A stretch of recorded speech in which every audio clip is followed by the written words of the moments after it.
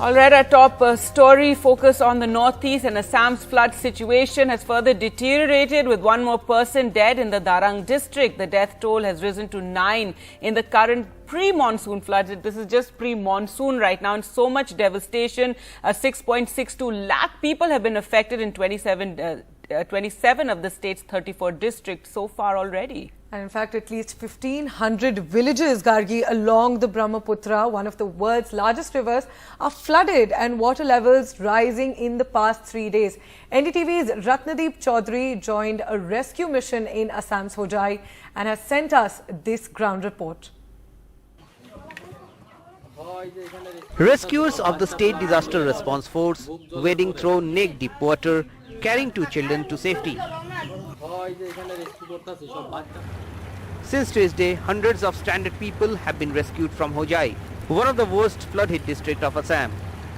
We are now accompanying a team of the first responders, the village volunteers and the members of the State Disaster Response Force of Assam. They are rushing to a village from where they have received a SOS message. वहाँ में हमारा लोग फंसे हुए हैं और वो लोग हमें लास्ट कॉल किया है कि हमारा यहाँ हम लोग बच्चे बूढ़े सब एक साथ है, पानी हमारा मतलब घर से ऊपर जा रहा है। अभी तक तो हम लोग कल दोपहर को पहुँचे हैं, हम लोग गुवाहाटी से आए हैं ना SDRF का, तो कल रात सुबह 5 बजे तक रेस्क्यू किया, पूरा रात रेस्क्यू किया। A boat takes the rescuers and the NDTV team to Radhanagar village, where many houses are submerged. People and animals huddle together. 45-year-old Sanjay Bayan is having his only meal in a long time in waist high water. Inside his house, water has been up to his neck for the past 4 days. His standing crop has all been washed away, as has been the shop outside his hut. His 80-year-old mother and 2 daughters are being rescued. आगे ladies, आगे सब ladies है। हम तो सरकारी से कोई सुविधा नहीं मिले। मेरा जिंदगी में पहले बार इससे बड़ा हुआ है। लास्ट टाइम 2004 में हुआ था, वो भी इससे थोड़ा कम था, और 2020 में भी था, वो थोड़ा और कम था, लेकिन ये बहुत बड़ा बार हुआ है।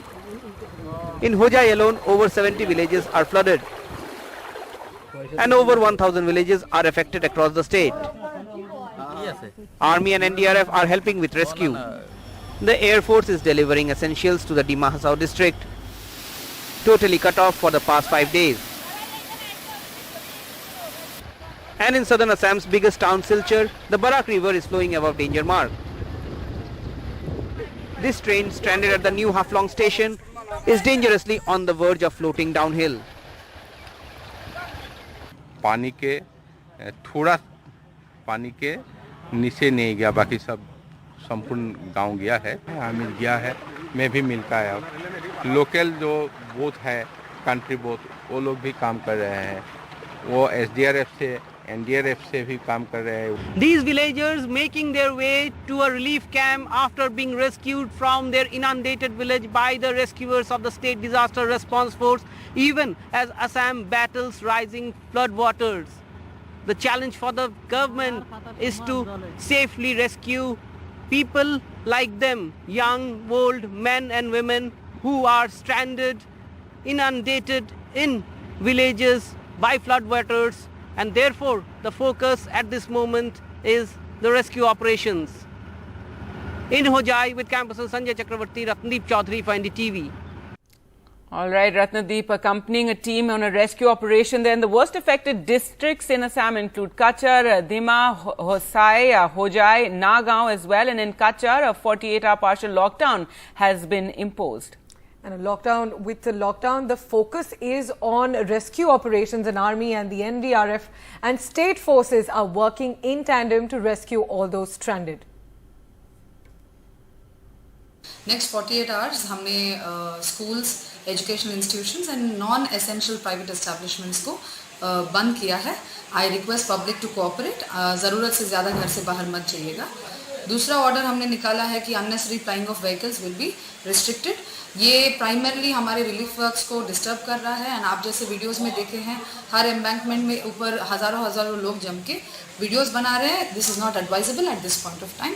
पानी हर जगह राइज हो रहा है, बारिश भी हो रहा है अभी as we speak. Try and avoid travel as much as possible. All right, well, let's shift focus now from the situation in Assam to the big case that we've been talking about for the last couple of days that's in the courts, and both the Supreme Court and the local Varanasi court will resume hearings in the Gyanvapi mosque case today. The case is centered on a petition seeking permission for Hindus to worship in a part of the Gyanvapi mosque complex. Remember, on Tuesday, the Supreme Court asked the Varanasi district magistrate to ensure the area where a purported shivling was found in the complex is protected without restricting the Muslim community's right to worship. Meanwhile, the Varanasi court granted the survey team appointed by it 2 more days to submit its report. Court-appointed Commissioner Vishal Singh's report with the survey findings comes up today. So we'll all look forward to that, Gargi. And there are more petitions, in fact, in the local court. There's another plea that has been put there for a secondary survey to measure the shivling, this purported shivling, and also bring down a wall of the mosque. The mosque management will, however, file a plea against that today, and that may also be taken up. The court, there's a third plea now, which will also be taken up by the Varanasi administration, asking for alternate arrangements for wuzu inside the mosque. And finally, another plea. The Hindu side has now filed an application to bring back Ajay Mishra and the court commission. That too will be heard today. Remember, he was removed because of the information leaking out. The survey, remember, was meant to be secret. However, the information leaked out and he was removed. But now a plea to reinstate him. Well, let's go across to Alok Pandey now for more. And Alok, it's going to be quite a day in Varanasi with several pleas being taken up in the local court there. And also, of course, the hearing in the Supreme Court will continue today. But tell us more about these various pleas, but the main plea as well, the survey will be taken up by the court. Well, can I just start by saying that I heard Priyanshi say that we look forward to the survey report, to which I asked a counter question. Is there anything that we don't know about the survey report? I mean, yeah, it's all been leaked, yeah. Yes. I mean, see, you have a situation where a court-mandated commission has gone and surveyed a mosque. And we already know the contents probably of the survey report because they've been leaked to the media for whatever reason. But nevertheless, I am sure the court-appointed commissioner will put in a comprehensive report. One hopes in the sealed cover. Otherwise, then you have more fodder for many, many more days to talk about the same issue. But anyway, the 3 things that are expected, which are the main news points, according to me, my assessment. Number 1, like you said, the court commissioner is likely to submit the Gyanvapi mosque survey report to court. It's possible that he may ask for some more time, but that looks unlikely. It does appear that survey report is going to be submitted before the court. What the court does, ideally, there may not be an immediate reaction from the court because the court will have to read the survey report, it will have to reflect on it and then see how to move ahead. The second important petition, which, like you were pointing out, which will be heard in court, is by 3 of the original petitioners who want a mosque wall in front of a Nandi idol at the Kashi Vishwanath temple to be broken down or to be demolished or to be accessed. I mean, they want the area behind that wall to be accessed. They want more filming inside the mosque essentially because they feel that will also help to corroborate more facts about this purported shivling that has been found inside the mosque or the pond area of the mosque. That's number 2. The court will also hear a petition by the district administration that wants alternate arrangements for wuzu inside the mosque because the administration says the sealing of the pond where the purported shivling has been found has led to problems and that there are fish also inside the pond that, I mean, you know, they could die, etc. So that's the third petition that may come up.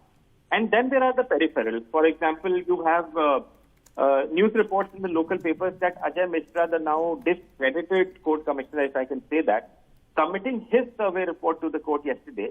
But do remember that he led the survey on 2 days, and on those 2 days, the interiors of the mosque were not accessed. It was only the exterior. So that report he has submitted according to the local papers. Number 2, like you said, there may be a petition to bring back Mr. Mishra into the court commissioner, but whether after an order like this, where he has been discredited, or at least the private photographer that he employed has been discredited, will that happen? Right. I guess that's the peripheral. Yeah.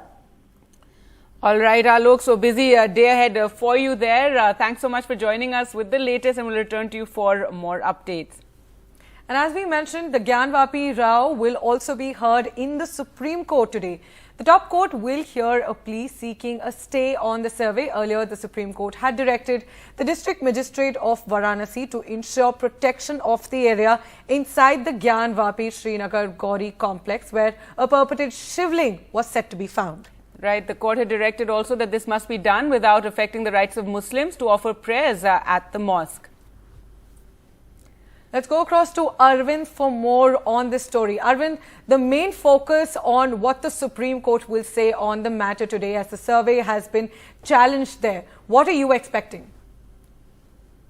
Yeah, the masjid side had moved the Supreme Court challenging the trial court order, allowing the survey and also going to an extent of sealing the mosque based on the report or based on the contention from the Hindu side before the trial court. So the Supreme Court, while hearing the matter on the very first day, after hearing the petitioner side, that is the Masjid Committee and also the Uttar Pradesh state government, had told the District Magistrate Varanasi to ensure that if civiling was found inside the mosque premises, then that has to be protected. That was the first direction, and the second was to not to impede with the Muslims from praying or worshipping or religious observance inside the mosque premises. So these two were the directions that were given by the Supreme Court, and then they had also issued notices to the Hindu side to appear before the Supreme Court to make their arguments. So in today's hearing, both the Hindu side and also the state of Uttar Pradesh will also make their arguments, wherein the petitioners will also continue with their arguments. So there are three very important issues. One,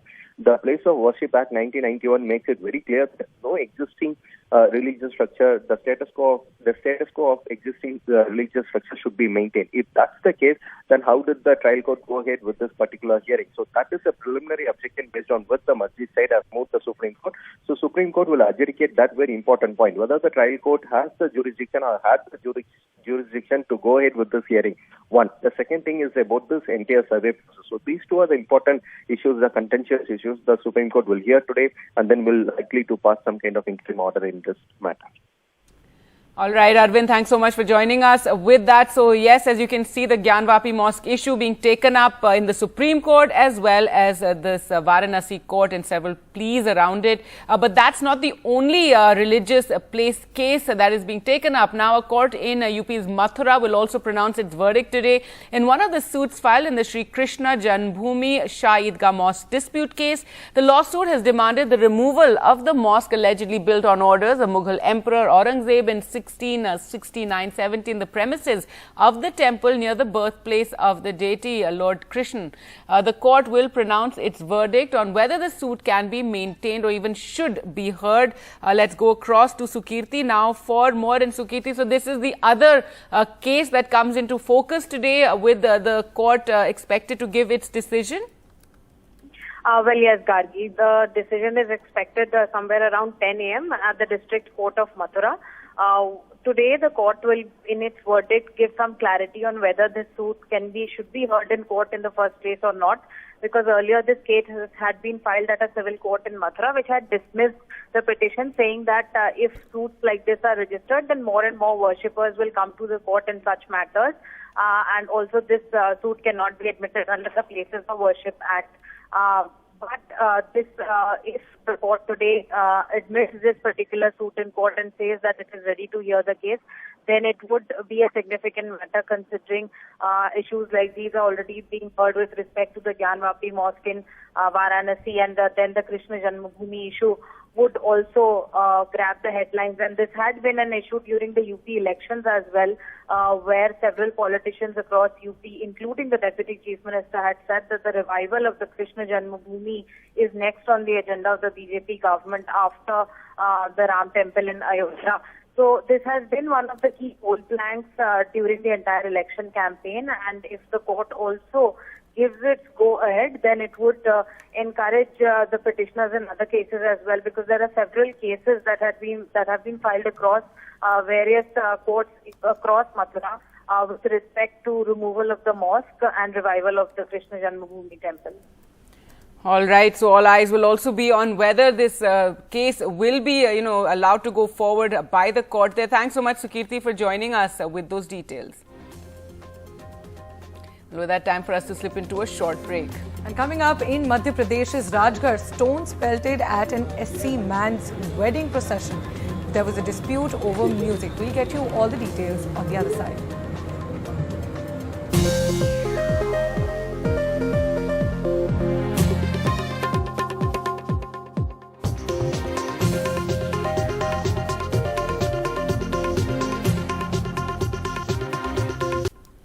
Welcome back. News now from Madhya Pradesh. 3 persons were injured when few locals pelted stones at the wedding procession of a Dalit man in Jirapur, Rajgarh district in Madhya Pradesh, following a dispute over DJ music being played outside a mosque at 11 p.m. during the celebration.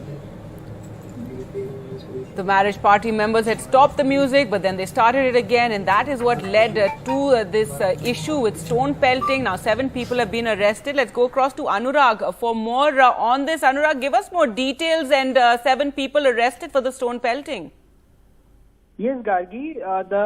On Tuesday night, when the barat of a local resident's daughter had come from Susner in Chhindwara district, and when the procession was passing nearby a mosque, there was a dispute between some youths and the Baratis over the sound of the DJ system. This led to arguments, and later stones were pelted by a group of unidentified people. A police patrol team that was close by reached the spot as soon as they got the information and took charge of the situation. A few Baratis who had also sustained minor injuries were taken to a local hospital, and one of them received injury near his eyes, and he was rushed to the district hospital by the police. The CCTV of the area, after examining the CCTV of the area, and after the complaint filed by the bride's father, the police arrested 6 people, including Samar Lala, Farhan Khan, Junaid Khan, Sohail Khan, Sabir Khan, Anas Kasai, Dagga Khan, and charged them with different sections of the IPC, section 294, 336 and 506, that is criminal intimidation, and provisions of the Scheduled Castes and Scheduled Tribes Prevention of Atrocities Act. Gargi. All right, Anurag, thanks so much for joining us with that. And moving on to Uttar Pradesh now. Uttar Pradesh Chief Minister Yogi Adityanath has threatened strict action against religious institutions using loudspeakers. He says no sound from loudspeakers must be heard out of these premises. काफी बड़े पैमाने पर जो mic उतरे हैं धर्मस्थलों से, उसकी सर्वत्र सराहना हुई है। हम सुनिश्चित करें कि जो माइक उतर चुके हैं ये दोबारा नहीं लगने चाहिए, और प्रत्येक जनपद में जिलाधिकारी और पुलिस अधीक्षक गण इस बात को सुनिश्चित करें कि वे प्रत्येक थाने को इस बात के लिए जवाबदेह बना लें कि किसी भी धर्मस्थल से माइक की आवाज़ उसकी परमिसेस के बाहर नहीं जानी चाहिए, दोबारा नहीं लगने चाहिए। अगर दोबारा कहीं भी किसी भी धर्मस्थल से आवाज़ उसके परमिसेस के बाहर निकले तो संबंधित थानाध्यक्ष को, सर्किल के डिप्टी एसपी को, और जिस तहसील के अंदर आते हों वहाँ के जो सिटी मजिस्ट्रेट होंगे, सिटी है तो सिटी मजिस्ट्रेट को, या फिर वहाँ के उप जिलाधिकारी को इसके प्रति हम जवाबदेह बनाएंगे। All right, so UP Chief Minister there speaking on the issue of loudspeakers. And with that, it's time for a short break. And on the other side, we look at the human stories of inflation, how inflation is impacting the rural poor. Stay with us.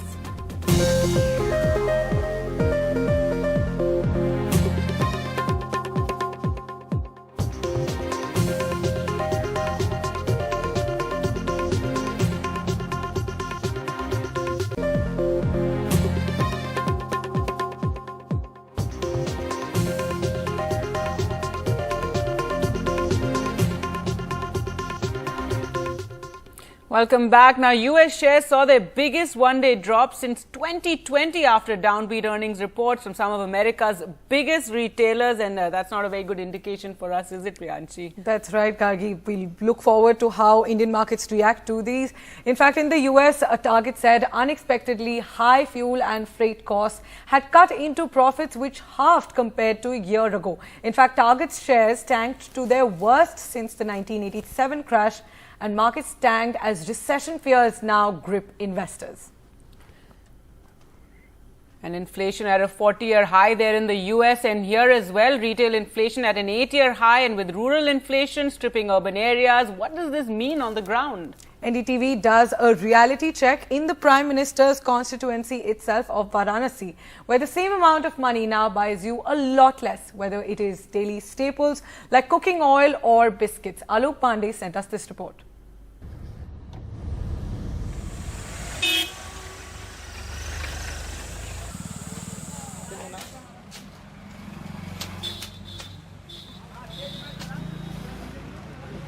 Parle जी। पहले इसमें 8 piece आता था, rate वही है, पहले 2 का बिकता था, अभी 2 रुपये का बिकता है, अब 6 पीस आता है। ठीक सर, ये जैसे नवरत्न तेल है, पहले हम 220 रुपये का बंडल खरीदते थे, अभी 250 रुपये का बंडल खरीदते हैं। इसमें हमारे प्रॉफिट में कमी आ गई है। 25 kilometers away from Varanasi's attention-grabbing Gyanvapi mosque dispute, in Prime Minister Modi's adopted village Jayapur, 32-year-old Kirana shop owner Manoj Gupta, a BJP supporter and voter, says the price rise-driven impact on his profit margins, especially from small 5, 10, 20 rupee items, is a bigger issue. The rising prices impact, in turn, customers, who are mostly poor villagers. मतलब आपको ऐसा लगता है कि अगले 6 महीने में दाम कम हो पाएंगे? उम्मीद तो नहीं है सर। क्यों? सर इतना ही महंगाई बढ़ा हुआ है, तेल रिफाइन सब है। अभी 180 रुपये का 1 लीटर आता है फॉर्चून रिफाइन। फॉर्चून। और आज से 1 साल पहले कितने का था? पहले सर 120 रुपये का आता था। मतलब आपको लगता है सरकार का कोई भी दोष है, आपको नहीं लगता? नहीं, सरकार का तो कोई दोष नहीं लगता है। क्यों?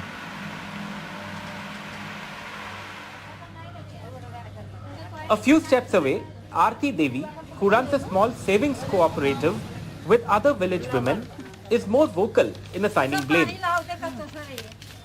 Aarti and her husband, who works in a private company, earn about 25,000 rupees a month, income that supports a family of 8. Aarti says the couple used to save 5,000 rupees a month till last year, but not anymore. जनता भी दोष दिया है तो सरकार भी दोष दिया है, सबका दोष है। जनता का क्या दोष है? जनता जब जिताया है तो महंगाई बढ़ेगा ही, ये तो जनता ही जान लेगा। और सरकार का क्या दोष है? सरकार जब बना है तो सरकार को सोचना चाहिए था ना सर, कि अब जनता जिताए हमके तो सस्ताई दे, तब तो जनता खुश रहेंगे। अच्छा, आपके घर में 3 चीज बताइए जिसका दाम सबसे ज्यादा बढ़ गया है, जो आपकी रोज की जिंदगी में जिससे फर्क पड़ता है। कोई 3 चीज गिनाइए।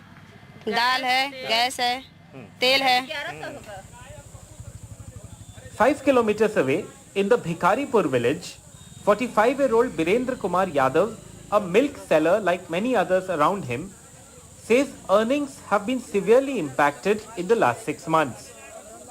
The price of milk is unchanged at 45 to 50 rupees a litre in 6 months, but input costs are up. The price of choker is now 1200 to 1400 rupees per sack, up by as much as 55% in just a year.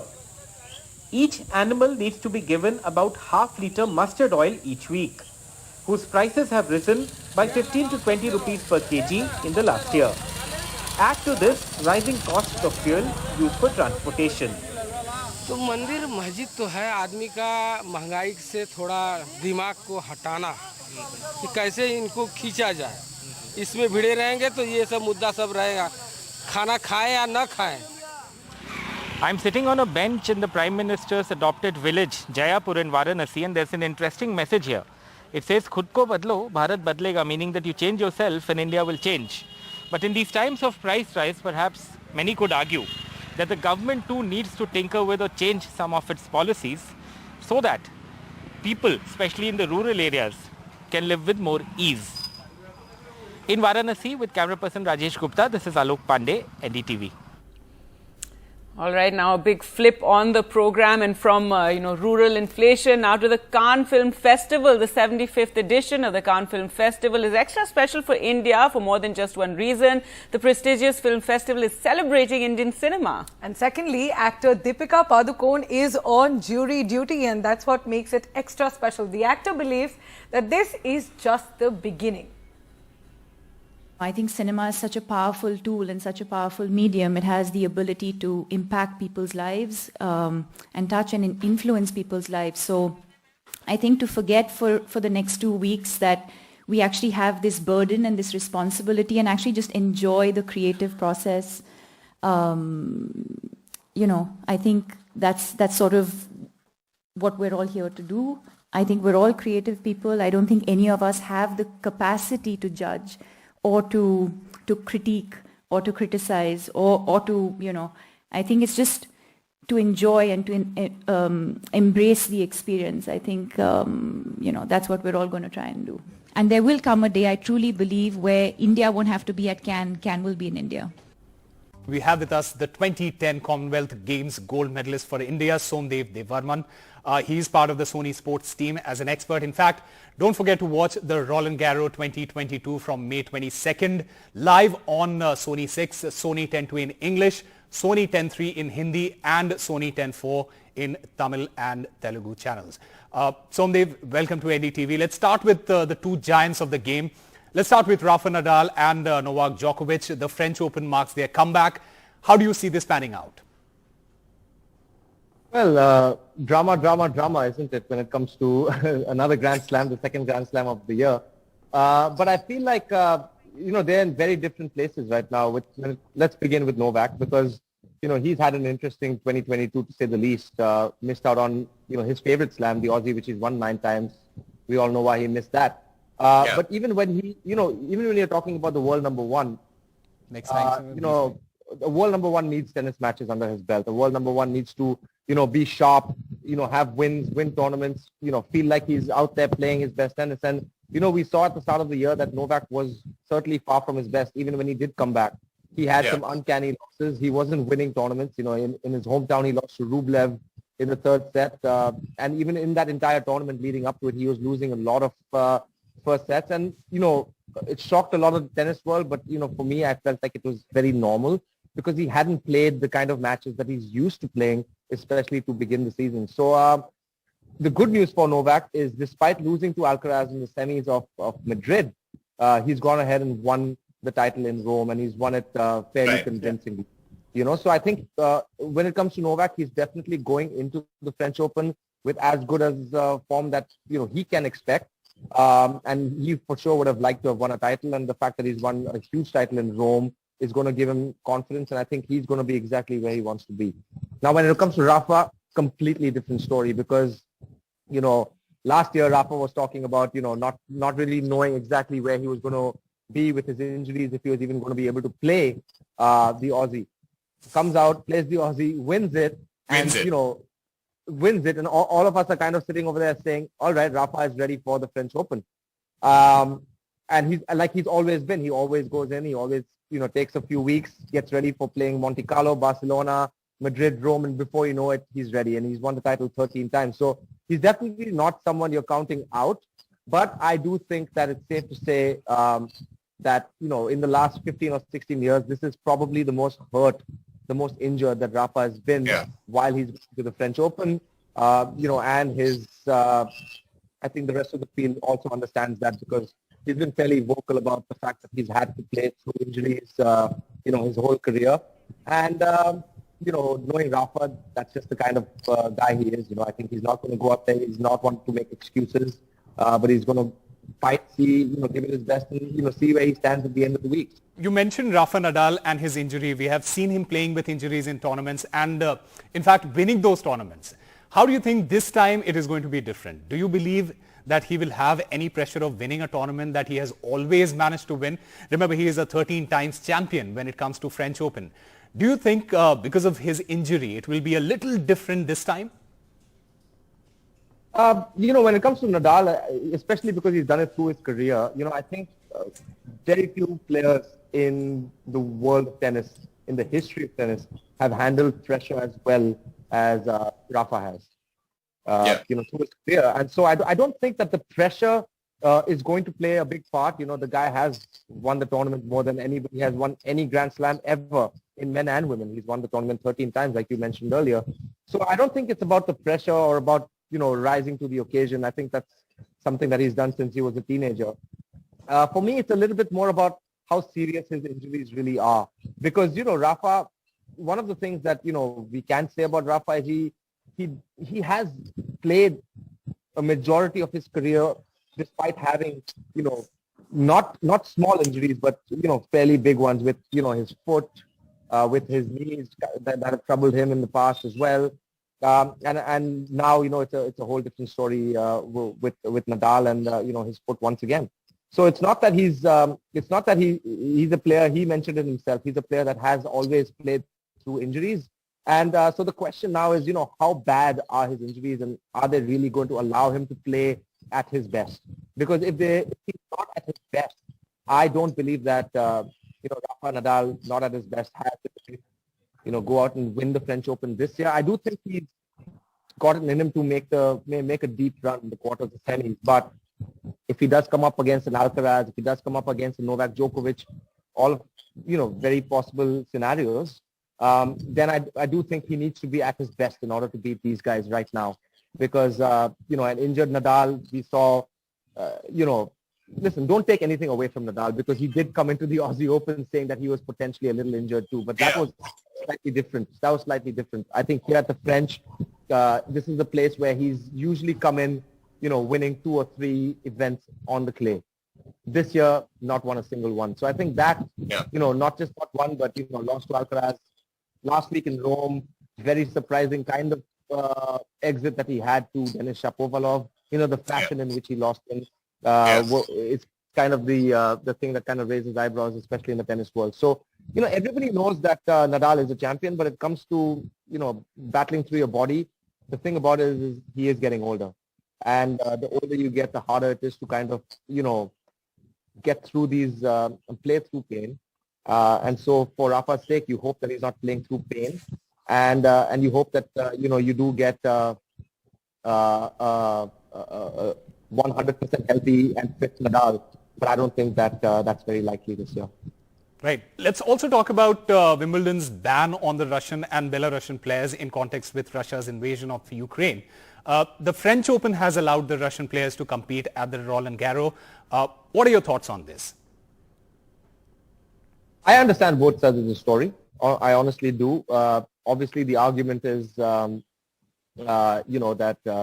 based on what's happening, they don't want to support Russian professionals, to go out there and compete. I thought it was in a way silly that the ITF had kind of taken away the Russian flag and said that they were a part of the Russian Tennis Federation, because everybody knows where Daniil Medvedev is from. Everybody knows where Rublev is from. Everyone knows where Karatsev is from. So I think, for me, I stand more on the side of the French Open, where their stance is that, it's obviously everybody condemns what's happening in Russia. There's, don't take that any other way, that they're in support of, what Russia is kind of doing to Ukraine. But that being said, I think, I'm also friends with a lot of the Russian tennis players that I had chances to kind of converse with them over the last couple of months, especially after Wimbledon came up with this ban. And, from their outlook, they're just trying to go out there and work. It's not the easiest thing for them. I'm not saying that we should feel sorry for Russian tennis players. Certainly far from that. But, the French Open stance is pretty clear that the Russian tennis players, the Belarusian tennis players, don't really have a whole lot to do with the major decisions that Russia is taking on Ukraine, and hence they're going to allow the players to go out there and compete and give them a fair chance at doing well in the tournament. Whereas Wimbledon has taken a more severe stance, which I can't really blame them on. I don't agree with it, but I see their point of view. Somdev, Devvarman, thank you very much for talking to NDTV. It's been a pleasure. Thank you, guys. Thank you, Osama. Take it easy, and I'll see you guys around. Hello and welcome. You're watching Good Morning India. I'm Gargi Rawat. Our top story, the situation in Assam. And Assam's flood situation has further deteriorated on Wednesday, with one more person dead in the Darang district. The death toll is now 9 in the current pre-monsoon floods and landslides in Assam. Over 6.62 lakh people have been affected in 27 of the state's 34 districts. 1,500 villages along the Brahmaputra, one of the world's largest rivers, are flooded after water levels rose in the past few days. NDTV's Ratnadeep Chaudhary also joined a rescue mission in Assam's Hojai and sent us this report.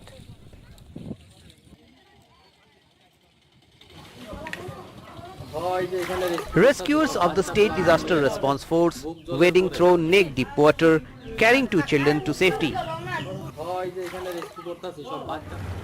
Since Tuesday, hundreds of stranded people have been rescued from Hojai, one of the worst flood-hit districts of Assam. We are now accompanying a team of the first responders, the village volunteers and the members of the State Disaster Response Force of Assam.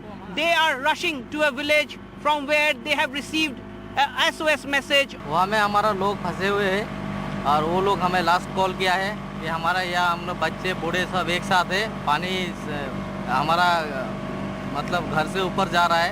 अभी तक तो हम लोग कल दोपहर को पहुँचे हैं। हम लोग गुवाहाटी से आए हैं ना SDRF का, तो कल रात सुबह 5 बजे तक रेस्क्यू किया, पूरा रात रेस्क्यू किया। A boat takes the rescuers and the NDTV team to Radhanagar village, where many houses are submerged. People and animals huddle together. 45-year-old Sanjay Bayan is having his only meal in a long time in waist high water. Inside his house, water has been up to his neck for the past 4 days. His standing crop has all been washed away, as has been the shop outside his hut. His 80-year-old mother and 2 daughters are being rescued. आगे ladies, आगे सब ladies है। हम तो सरकारी से कोई सुविधा नहीं मिले। मेरा जिंदगी में पहली बार इससे बड़ा हुआ है। लास्ट टाइम 2004 में हुआ था, वो भी इससे थोड़ा कम था, और 2020 में भी था, वो थोड़ा और कम था, लेकिन ये बहुत बड़ा बार हुआ है। In Hojai alone, over 70 villages are flooded, and over 1,000 villages are affected across the state. Army and NDRF are helping with rescue. The Air Force is delivering essentials to the Dima Hasao district, totally cut off for the past 5 days. And in southern Assam's biggest town, Silchar, the Barak River is flowing above danger mark. This train, stranded at the new Haflong station, is dangerously on the verge of floating downhill. पानी के थोड़ा पानी के नीचे नहीं गया, बाकी सब संपूर्ण गांव गया है। आमिर गया है, मैं भी मिलता है। अब लोकल जो बोट है, कंट्री बोट, वो लोग भी काम कर रहे हैं। वो SDRF से NDRF से भी काम कर रहे हैं। These villagers making their way to a relief camp after being rescued from their inundated village by the rescuers of the State Disaster Response Force, even as Assam battles rising flood waters. The challenge for the government is to safely rescue people like them, young, old, men and women who are stranded, inundated in villages by floodwaters, and therefore the focus at this moment is the rescue operations. In Hojai with campuses Sanjay Chakravarti, Ratndeep Chaudhary for NDTV. Next 48 hours हमने schools, educational institutions and non-essential private establishments को बंद किया है. I request public to cooperate. ज़रूरत से ज़्यादा घर से बाहर मत जाइएगा. दूसरा ऑर्डर हमने निकाला है कि unnecessary plying of vehicles will be restricted. ये प्राइमरली हमारे रिलीफ वर्क्स को डिस्टर्ब कर रहा है एंड आप जैसे वीडियोस में देखे हैं हर एम्बैंकमेंट में ऊपर हज़ारों लोग जम के वीडियोस बना रहे हैं. This is not advisable at this point of time. पानी हर जगह राइज हो रहा है, बारिश भी हो रहा है अभी as we speak. Try and avoid travel as much as possible. प्रथम आमी খোৱা বস্তু आमी एयर ड्रप কৰিছো আৰু আজি তেখেতসকলে প্ৰায় 4 মেট্ৰিক টন খোৱা বস্তু এয়াৰ ড্ৰপিঙৰ জৰিয়তে ডিমা হাছাও জিলাই পাব পাৰিছে. ডিমা হাছাওত বিদ্যুতৰ যিটো ব্যৱস্থা আছিল মাইবং আৰু জাতিংগাক বাদ দি হাফলং উমৰাংচু আদিত ইতিমধ্যে বিদ্যুৎ আৰম্ভ হৈছে, বিদ্যুৎ সেৱা আৰম্ভ হৈছে আৰু মোবাইল সেৱা এয়াৰটেলৰ মোবাইল সেৱা ইতিমধ্যে আৰম্ভ হৈছে আৰু আমি আশা কৰিছো যে BSNLৰ মোবাইল সেৱাসমূহ অহাকালি ৰাতিপুৱাৰ ভিতৰত কাৰ্যক্ষম হ'ব. Ratnadeep joins us for more now on the phone line. And Ratnadeep, what is the situation today in Assam, and tell us more about the rescue efforts? That's right. In fact, we did play out that soundbite of Assam Chief Minister Himanta Biswa Sharma. Clearly, he's saying that the thrust is in terms of rescue as well as, sending the essentials to the areas which are cut off now. There is bit of good news for Dima Hasao district. After 5 days of complete internet, cut off, finally internet is back in Dima Hasao.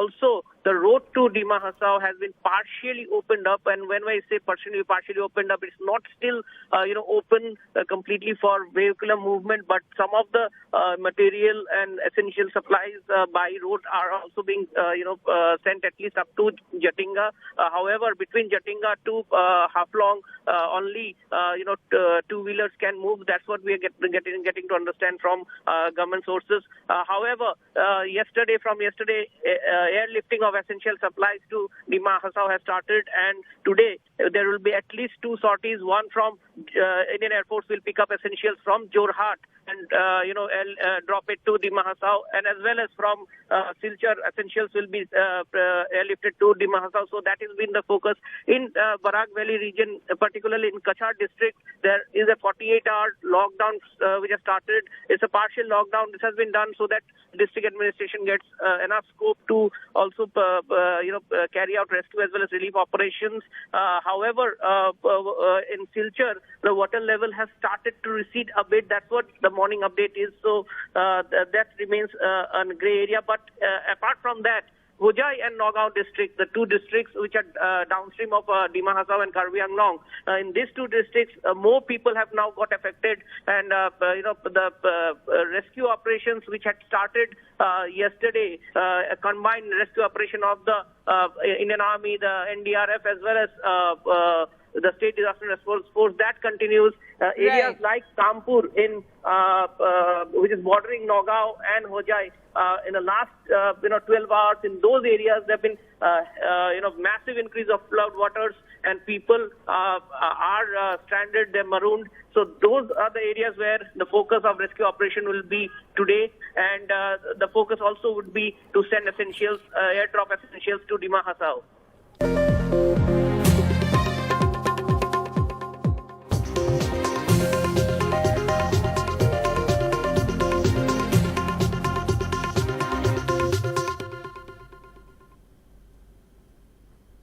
Well, as we had expected, Indian markets have opened deep in the red. Sensex and Nifty both are down close to 2% after following global cues. Sensex and Nifty both have lost after US markets lost close to 4%. And as you can see, Sensex is 1.89% down, and it has already lost close to 1,000 points, above 1,000 points in fact, and going down close to 1.89%. Let's go across to see who are the top losers on Sensex right now. It's Vedanta at number 1. That has lost 4.11%. India Bulls Housing has lost 4.06%, and Hindalco has lost 3.82%.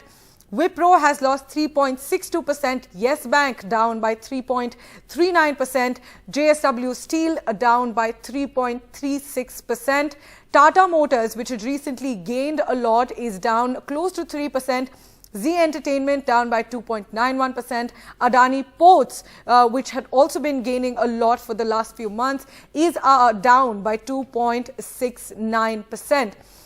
Oil and gas are top losers. Let's look at those because Brent crude prices have been going up. So oil shares have been especially in focus these days.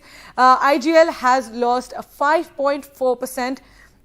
Oil India has lost 2.1% and GAIL has lost 2.05%. So we can see stocks across categories losing close to 4% to 5%. Castrol India down by 1.92%.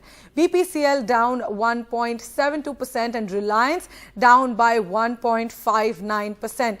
Let's now look at the iron and steel stocks that are also in the red. We can see that iron and steel stocks have gone down also by close to 1 to 2%, and with this stocks across categories have lost.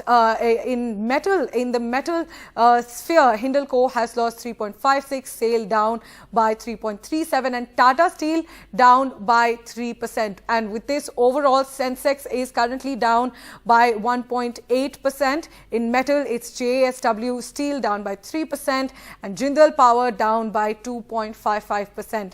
Now, electronic stocks are also down. Honeywell down by 2.09%. Dixon Technology is down by 2.29%. So we're seeing more stocks across categories deep in the red. This is following global cues. Both Asian markets, European markets, and even the US markets had got down. US markets at their worst since 2020. We'll keep tracking the story and getting you these updates. With this, it's time for a short break.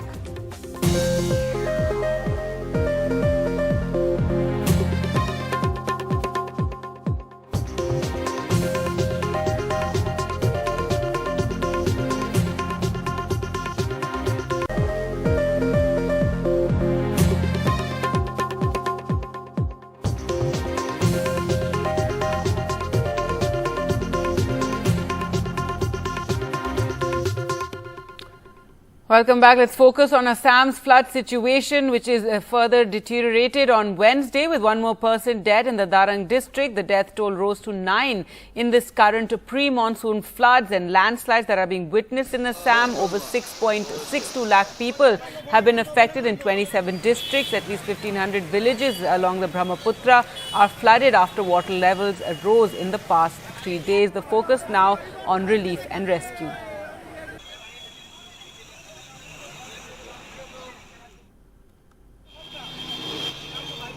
And the worst affected districts include Kachar, Dima, Hasao, Hojai and Nagaon. In Kachar, a 48 hours partial lockdown has been imposed in view of this crisis. The focus on rescue operations and army and the NDRF as well as state forces are all working together.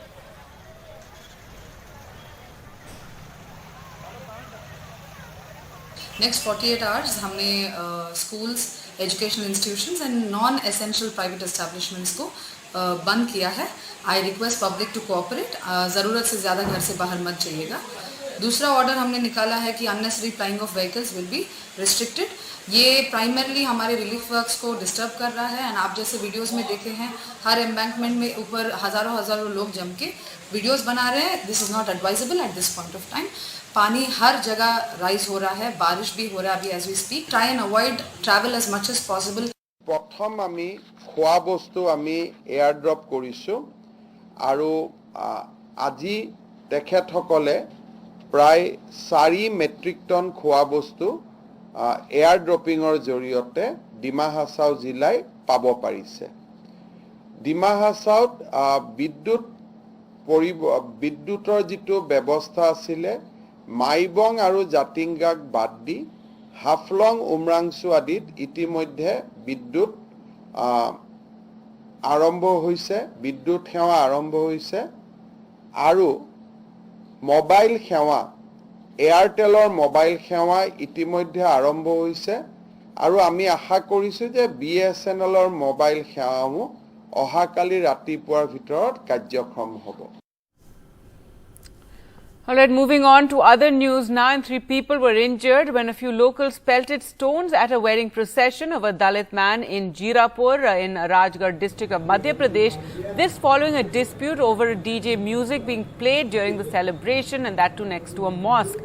The marriage procession was passing outside the mosque at around 11 p.m. when people objected to the music being played during the celebration. The marriage party members stopped the music for some time, but after a few minutes when it started up again, this is what led to the violence, with members allegedly pelting stones at the procession, and now 7 people have been arrested.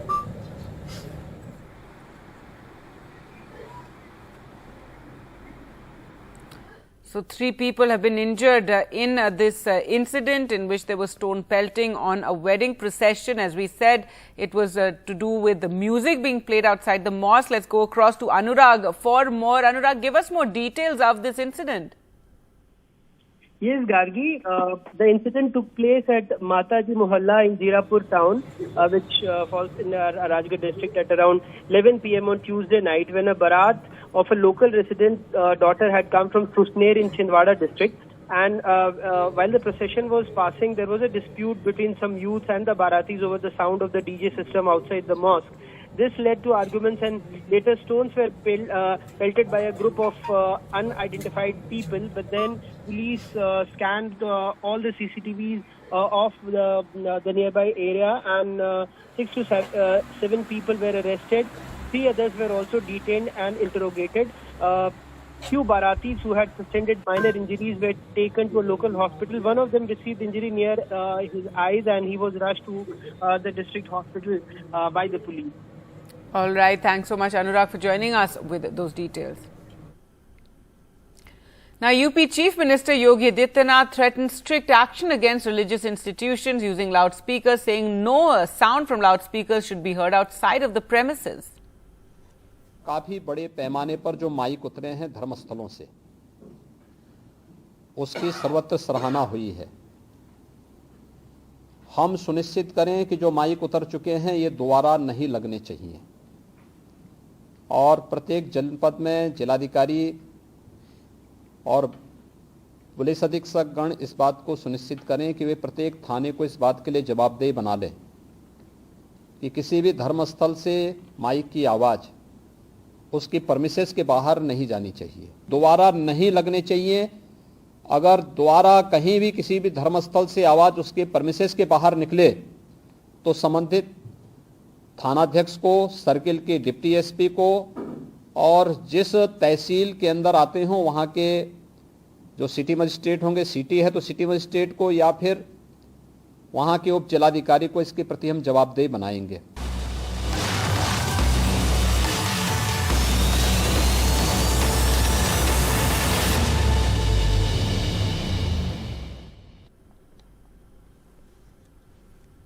Let's get to the latest on Russia's invasion of Ukraine, and more Ukrainian soldiers were evacuated from the Azovstal steel plant in Mariupol. Several buses accompanied by Russian military vehicles were seen pulling away from the plant. The Ukrainian fighters who emerged from the ruined Azovstal steelworks after being ordered by their military to abandon the last stronghold of resistance in the now flattened port city face an uncertain fate. Some were taken by the Russians to a former penal colony in a territory controlled by Moscow-backed separatists, while Ukraine said it hopes to get the soldiers back in a prisoner swap. Russia also threatened to put some of them on trial for war crimes. This as a 21-year-old Russian soldier is facing the first war crimes trial since Moscow invaded Ukraine, pleaded guilty on Wednesday to killing an unarmed civilian. Sergeant Vadim could get life in prison for shooting a 62-year-old Ukrainian man in the head through an open car window in northeastern Sumy region on February 28th. In fact, the soldier, a captured member of a Russian tank unit, was prosecuted under a section of the Ukrainian Criminal Code that addresses the laws and customs of war.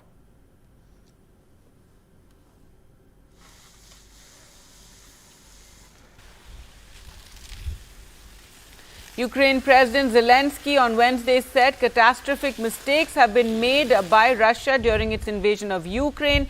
Speaking during his nightly address, he said the Russian army has allegedly started to use laser weapon systems due to a lack of missiles, and Russian army fired missiles at Mykolaiv and also at Dnipro. Сьогодні один з представників Російської держави повідомив про те, що окупанти нібито почали використовувати в Україні комплекси лазерної зброї. Нібито для економії ракет. По-перше, звертає на себе увагу той факт, що їм знадобилось економити ракети і якось це пояснювати. Тобто більш ніж 2000 ракет, які російська армія випустила по Україні, були основною частиною їхнього запасу ракет. Тобто далі тільки залишки. І ось бачимо, що на третьому місяці повномасштабної війни Росія пробує знайти свою вундерваффе, нібито лазерну. Це все точно свідчить про повний провал вторгнення, але знов-таки і про те свідчить, що вони бояться визнати, що на найвищому державному і військовому рівні в Росії допущені катастрофічні помилки. Ukraine's defense ministry spokesperson accused the Russian army of ransacking museums and art collections, transporting stolen Ukrainian property to the annexed territory of Crimea. Ukraine's armed forces shot down 10 tactical-level UAVs, 1 UAV drone and 4 cruise missiles over the past day.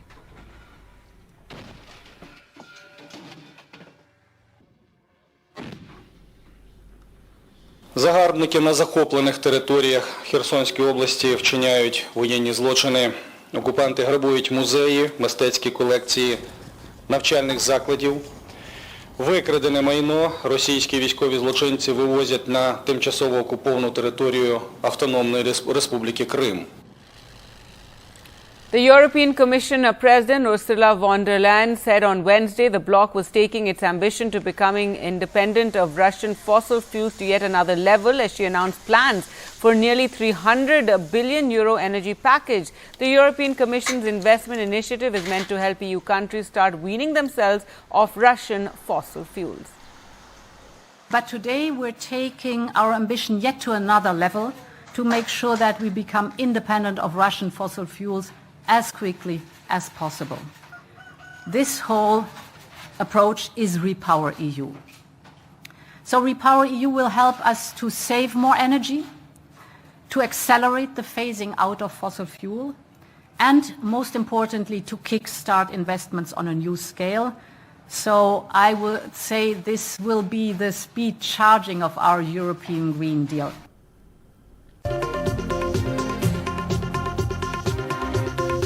Welcome back. The 75th edition of the Cannes Film Festival is extra special for India for more than just one reason. To begin with, this year the prestigious film festival is celebrating Indian cinema, and secondly, actor Deepika Padukone is on jury duty and she believes this is just the beginning.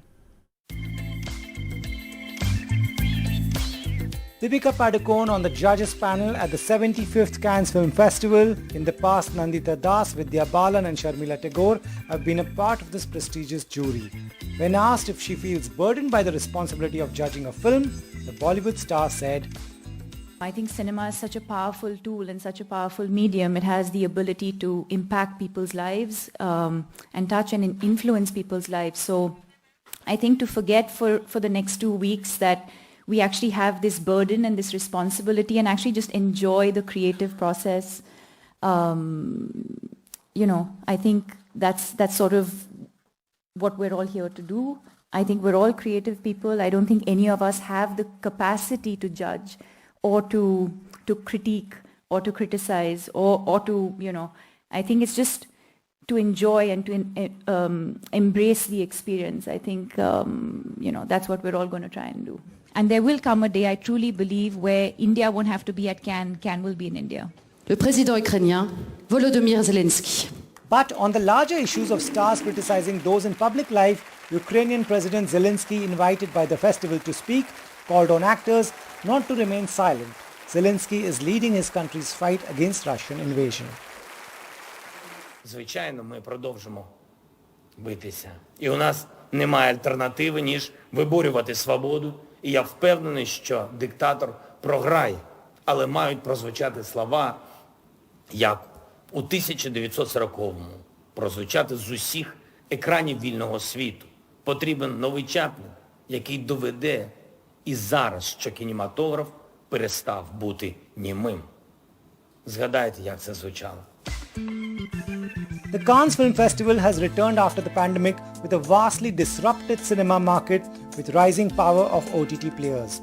But Deepika, a star of both mediums, says the audience has changed. I think with the way the world is headed, I think there's an audience for everything today. Deepika, who was seen at the JNU protest at the start of 2020, said this earlier today, sitting alongside India's R&B Minister Anurag Thakur at the Indian Pavilion of Cannes 2022. In Mumbai, Rohit Khilnani for NDTV. And if it's the Cannes Film Festival, then there's also Aishwarya Rai Bachchan, who made her first red carpet appearance at this festival in a black gown with a billowing silhouette with floral accents, an extension of 3D flowers on one sleeve. Her gown was from the shelves of Dolce & Gabbana, and she attended the screening of Tom Cruise's Top Gun Maverick.